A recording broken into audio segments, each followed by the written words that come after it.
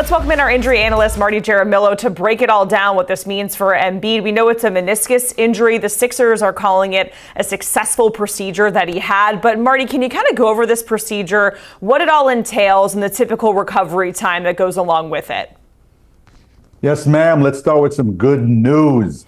Barring any unforeseen issues, Joel Embiid is not, I repeat, not lost for this season. So I have to commend the medical staffs, the management of the Sixers, Joel Embiid and his own team as well, with this collaboration process that not only was mindful, but really thoughtful to his long-term health and career. So the decision on what procedure to have couldn't even be made until after they started the surgery. He had an arthroscopic surgery, and once they go in, they look at the location of the tear. Remember, the meniscus are two C-shaped discs that not only spread forces, add stability, and also focus on shock absorption. Now, if the tear, he had the lateral meniscus, which is towards the outside of the knee. If the tear is towards the outside of the knee, he has good blood supply. If it's more towards the center of the knee, they have no choice but to trim it away, shave it down, and smooth out the rest of the meniscus. And that's the procedure he had. He had a traditional meniscectomy where they trimmed out the tear and cleaned it out, and also cleaned out the rest of the joint. So that is a 4 to 6 week recovery, right? So he's back in a very short amount of time. But here's a couple little question marks. He was really laboring during the Golden State game, which he got hurt. We saw him working through this pain, really going through a lot to get through the game, and he got injured in that fourth quarter. That could have done some damage as well. So depending on where he is at 4 weeks, when he gets reassessed, it might extend to 8 weeks, 9 weeks.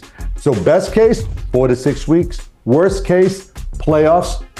And now there's that big question about the Olympics. Yeah, and it's interesting, Marty, because you're saying he's not done for this season, and we had Avery Johnson on a little bit earlier on HQ, and he was saying, I think he's done for the season.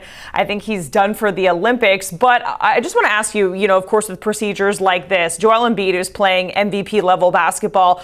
What should we expect from him? I know barring any setbacks, but say best case scenario, what should we expect from him when he comes back? Is it like he's good as new, or is there going to be some sort of an adjustment period? Yeah, it's a great question. So I truly respect Avery's comments. And what the concern was that if he had a repair where they were actually able to connect the two torn edges, that's a 3, 4, maybe 5 month recovery. But the decision wasn't made till they go in. So he is not done for the season. However, there's some question marks on how much damage he has done in the month prior. Remember, he missed 3 games before, in the month of January, before that Golden State game. So once you have this clean out, once you have the meniscectomy, you do have kind of what we call a clean slate. It's not perfect, but it's pretty close to perfect. So he will be able to play, fairly soon. 4 to 6 weeks, I expect, maybe a little longer because of the damage and inflammation he had in the month of January. But here's the little bit of a caveat. There is some data that when you have a meniscectomy, and you have less cartilage, which means less shock absorption, more potential for bone to hit bone, that there's a potential for degenerative changes in long term, some arthritis long term. But there's no direct correlation, just some data that suggests there might be some. So I'm not worried in the short term. But in terms of the Olympics, really, that's going to be a truly personal decision, risk reward on how about some self-induced load management for himself before the Olympics? But he's played through many injuries. He's a gamer. He might just say, you know what, my career is short. I'm going to play for my country in the Olympics. Or his team says, you know what, it's not worth it because it might set you back for next season. That's why we don't have to even worry about that decision until we know how he recovers from this procedure.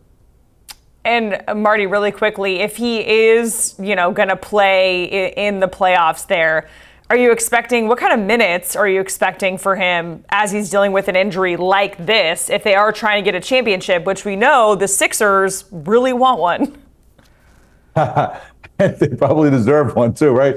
That said, so here's what's tricky. As he returns back to full participation, he goes full contact, full level of practice way before he is cleared to play.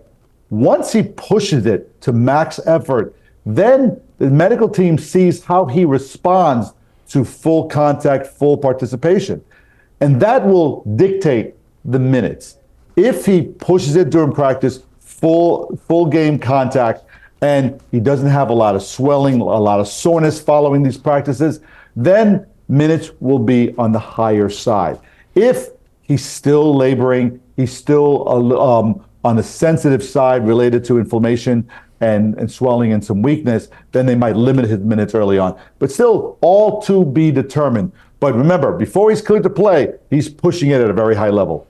All right, Marty Jaramillo joining us here on HQ with what we can expect from Joel Embiid after he returns from that knee injury. That big news, he's going to be out for at least 4 weeks. Thanks so much, Marty. We appreciate it. Getting a look at the Eastern Conference standings, the Sixers right now drop into 5th place. The Celtics, the Cavs now in that number 2 spot. The Bucks and the Knicks rounding out the top 4.